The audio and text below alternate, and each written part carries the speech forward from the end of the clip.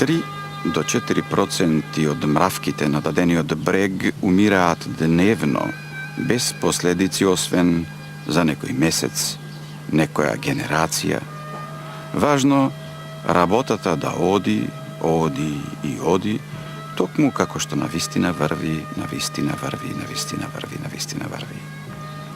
Биологот што се одзива на име Луис Томас го рече ова не само како факт што е потврдено точен, туку целејќи кон прашањето: што е најблиску до ова, ако не бескрајниот јазичен праксис на генерациите во Грч, кои го зидаат овој град според проектот од кој се уриваме.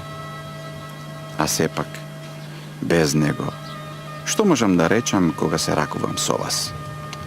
Би можел да се пожалам, да пропелтечам или да поплачам, или на крај да покажам кон овој град и овој проект, што се чини никој не го создаде, а не создава сите нас. За себе можам да го кажам следново. Ме обзема несовладлива желба за градење и довршување на проектот и само понекогаш ќе застанам за да се обзрнам на изграденото. Тогаш, само тогаш, забележувам колку малку знаеме за тоа колку грешиме.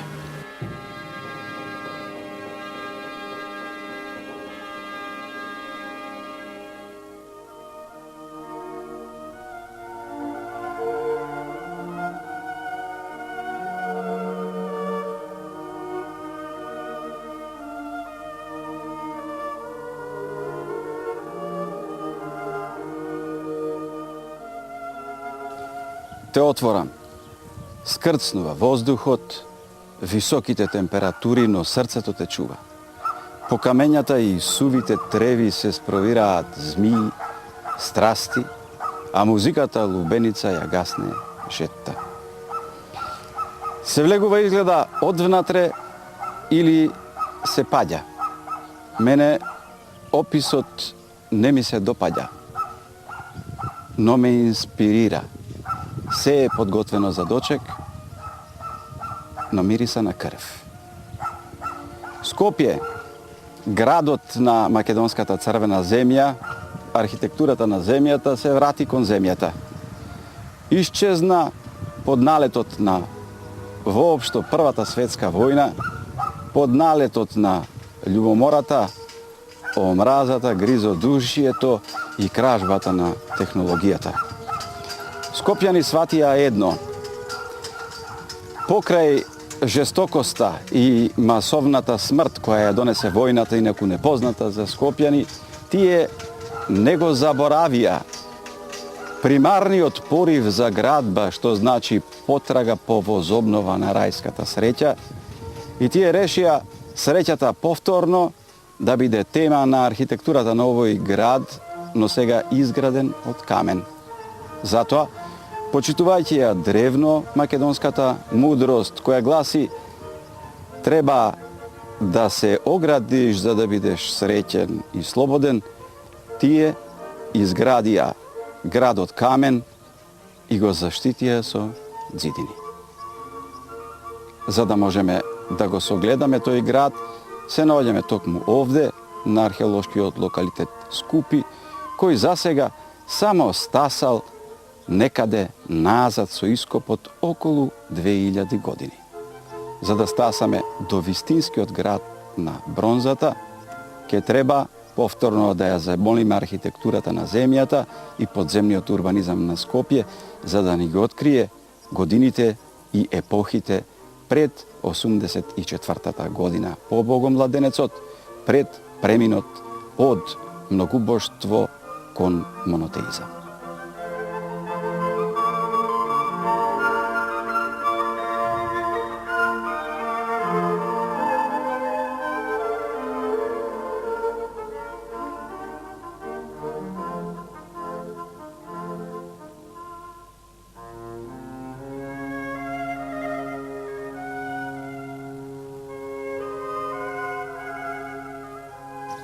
Со археолошките истражувања констатирана е преисториска фаза на македонска населба. Се до 168 година, кога римјаните ја окупираат дефинитивно Македонија, си постоело овдека населено место или град кој влегувало во состав на големото Македонско царство од времето на Филип и Александар Македонски. Како доказ за ова служат одредени артефакти и монети кои се пронајдени од времето на македонскиот цар Касандар. 316-297 година пред нашата ера. Де факто тука постоела населбата по име Скуп или Скоп, што во својата основа го има древномакедонскиот збор куп. Значи нешто што е собрано, што е на едно место. Со представката С се создаде Скуп или Скоп, а подосна го направиле Скупи, Скопос, Скупис и така натаму. Се до средновековниот период, кога градот на горни град од Скопската тврдина го доби името Скопје. По 168 година до први век наша ера постои одредена населба, меѓутоа од први век некаде до крајот на третиот век постои огромна една урбанизација на градот, кога се формираат улиците од север на југ, од исток на запад со одредено отклонување. Значи имаме еден ортогонален систем на испроектиран град и изведен град. Со централна улица и паралелни улици и под 90 степени улицата исток-запад со други паралелни улици кои формирале квартови. Овој град имал покрај главната улица, кај што се наоѓале дукени, се наоѓале колонади, поплочена улица во подоснежниот период, кај што имало централен канал за собирање на атмосферската вода, на отпадните води, на фекалната канализација. Имало базилики западно од централната улица и источно од централната улица. Во времето на Клавди, овдека се населуваат и служени легионери. Значи од Клавдиевата 7 легија, исто така тука била сместена 4-та скитска легија, 5-та македонска легија, а има предпоставки дека се наоѓала и 4-та македонска легија. Главната реурбанизација или урбанизација на градот е помеѓу првиот и 4-тиот век. Крај на 3-тиот и почетокот на 4-тиот век настанува втората реурбанизација на градот. Значи, после Миланскиот едикт, Скупи има епископија, а после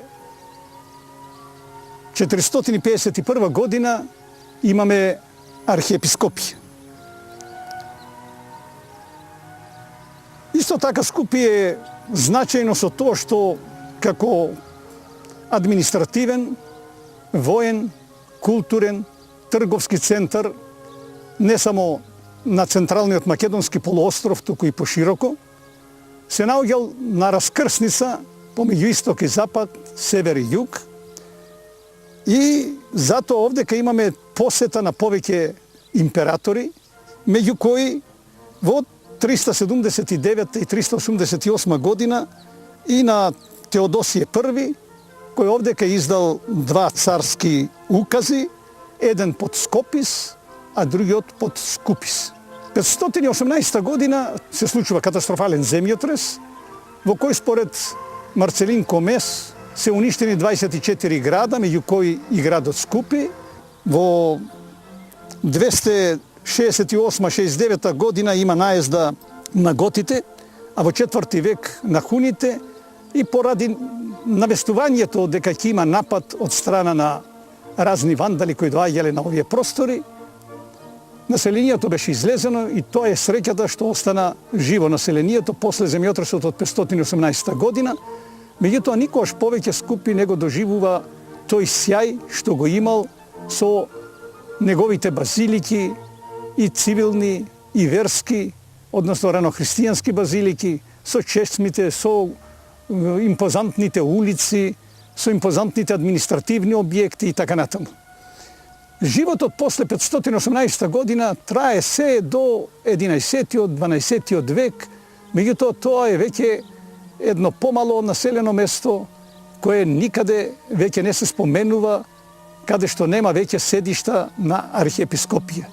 Бидејќи после 535 година архиепископијата се преселува во нов град, изграден од царот Управда Истинијан или Јустинијан I, наречен по неговото име Јустинијана Прима.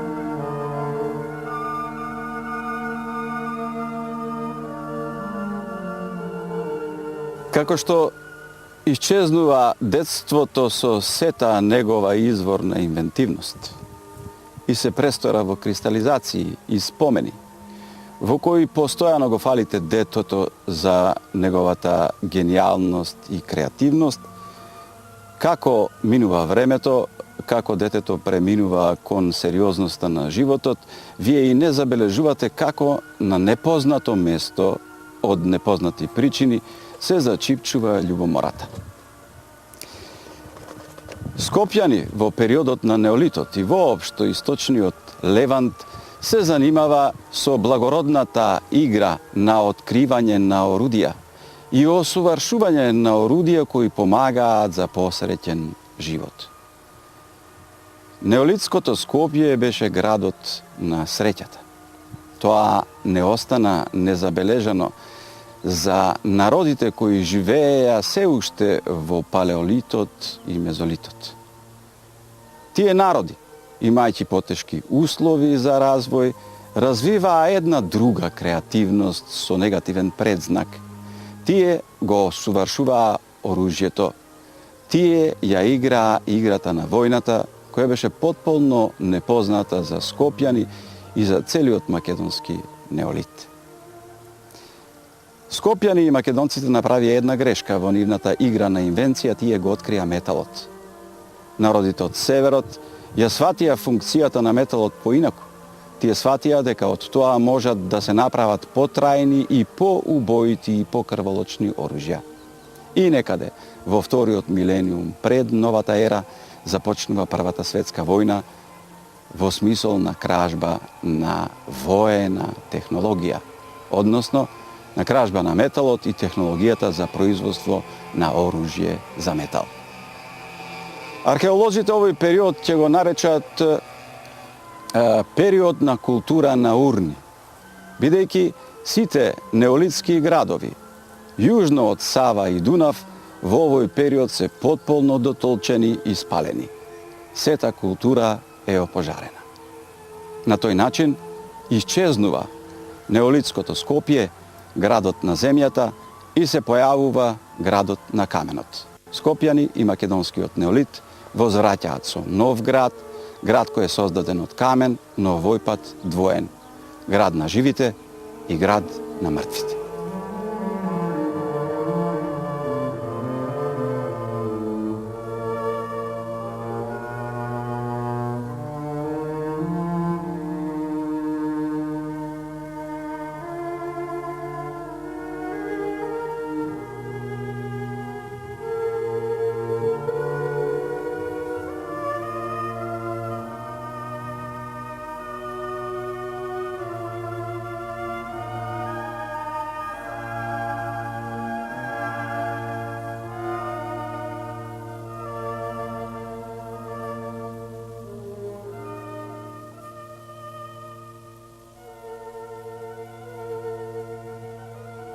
Спомнав еден важен податок за земјениот град Скопје на македонскиот неолит, дека тој градот зарачуваше среќа и беше граден за да создава среќа.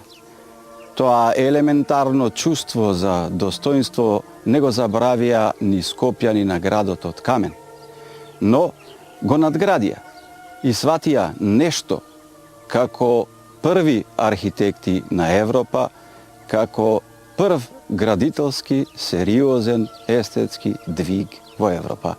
Дека среќата има и своји технички карактеристики.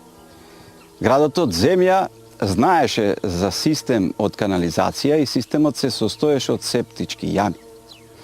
Градот знаеше за средишни места за собирање и Скопје и другите населби од македонскиот неолит знаат за храм.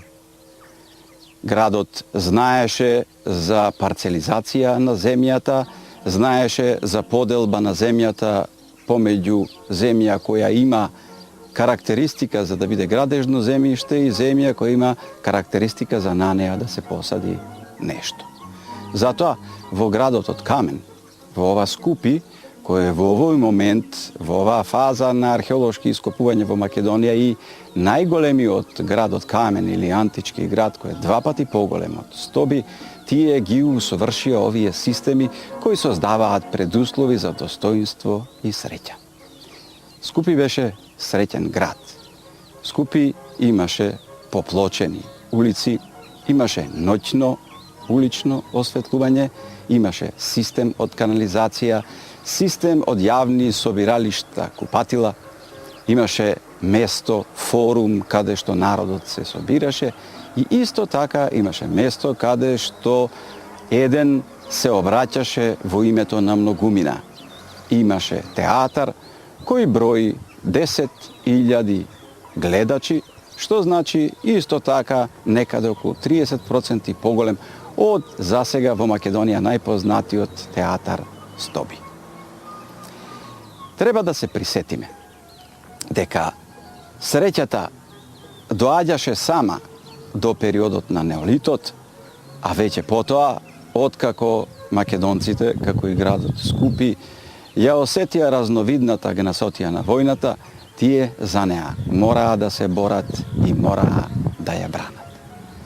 Да видиме понепосредно како се однесувале скопјани во периодот на антиката, односно како се однесувал градоначалникот на Скупи токму во тој период, бидејќи уметноста на добрата управа се состои во тоа да се суди праведно и да се одгледува и чува среќата кај своите граѓани. Обратно е со лошата управа.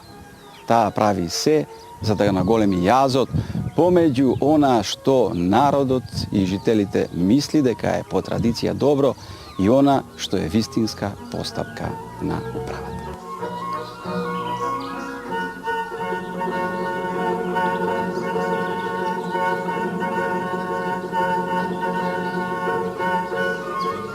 Добро е да ги знаете податоците за градовите, да ја знаете урбаната поставка, годините, значајните личности, но нема да имате представа за континуитетот на културата и начинот на живењето во Скопје доколку не видите една слика на обичниот живот на луѓето од камениот град Скупи. Ке се обидам да ви го представам животот во овој извонредно богат град во некаде 518 година, во времето кога градоначелникот има своја функција, слична како градоначелникот денес, кога тој наутро се буди, пречека ние со добро утро прво од неговите дворјани, кои се дворјани затоа што му се додворуваат, а откако ќе ги заврши сите вообичаени физиолошки утрински активности, тој излегува во атриумот на својата куќа и тука го пречекуваат граѓаните кои се дворјани од втора фаза, бидејќи тие му се додворуваат и секое утро чекаат да му посакаат не само добро утро, туку и да му кажат колку е тој добар, колку добро изгледа, да се заинтересираат за неговото здравје.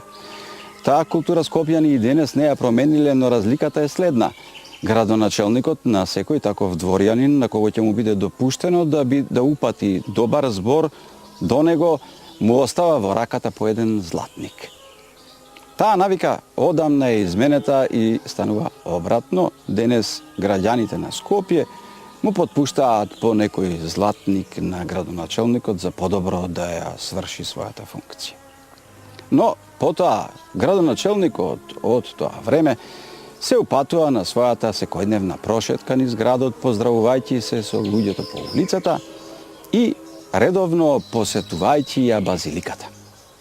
Базиликата е почитувано место во кое што се одвива јавен живот, често пати тоа е затворен пазар, кој бара и одлуки околу праведноста на понудата и поварувачка и околу праведноста на трансакцијата, односно тоа што е купено за пари, дали навистина толку вредело.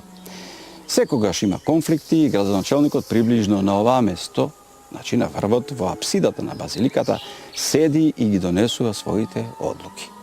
Вообичаено неговите одлуки се праведни. И тој задоволен од својата одлука се враќа назад и шета повторно по прекрасните меремерни травертински улици на Скопје. Во случајов тој го среќава градскиот хроничар. Градските хроничари се луѓе кои веројатно и најмногу го познаваат и го сакаат градот и тие секогаш со занес зборуваат за градот. Градоначелникот се разбира не е многу среќен при средбата со вакви занесеници, но сепак го слуша како му објаснува дека тој успеал да преведе некои текстови во кои што Полибий во своите 40 книги историја го спомнал Скупи. Градоначелникот му вели дека ќе оддели пари за довршување на преводите, но заминува понатаму. Како секој добар градоначелник, тој е премногу заинтересиран за сегашноста, помалку за минатото и затоа не забележува дека на заминување овој му споменува дека според книгите на Полибий тој извлекол некакви заклучоци и рачуници дека на секои 500 години градот Скопје е посетен од богот Посеидон. Ова ќе има катастрофални последици по градот токму во истата таа 518 година.